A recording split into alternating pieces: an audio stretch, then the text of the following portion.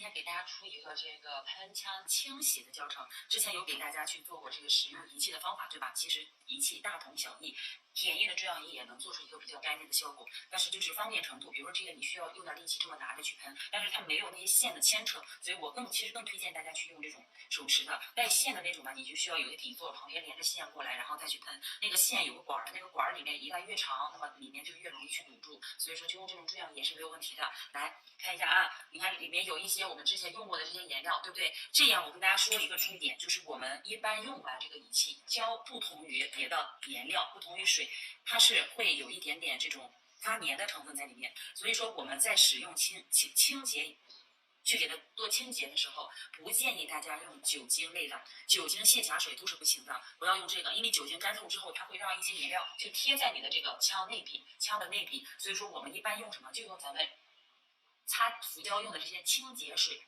清洁水懂吗？就是洗甲水、擦甲面用的那些。你们同学们用酒精吧？老师不要用酒精，不要用酒精啊，酒精挥发太快。好了，怎么去清洁呢？我先跟大家说一个日常简单的清洁，然后我再来教你们去怎么拆这个仪器，怎么洗里面啊。说实话，之前在3年前用它的时候，基本上2天堵，只要你的清洁到位，堵的问题就不大。这里面灌的是那个清洁水啊。我们在使用的时候注意看清洁怎么清洁，这个可以多来一点。然后打开之后怎么样呢？我们就拿咱们的这个纸巾呀或者布呀什么的堵住前面，然后来往后开。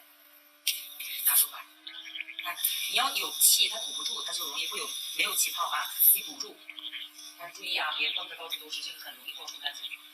你就不要分的太靠后，太靠后的话，它会爆出丝溅。你看一下啊，给大家看一下，看到没有？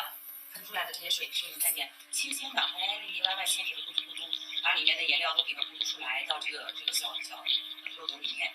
好，这样没问题了之后，来把第一层咱们这次清洗的这个先给它倒掉，不要了，全部倒掉。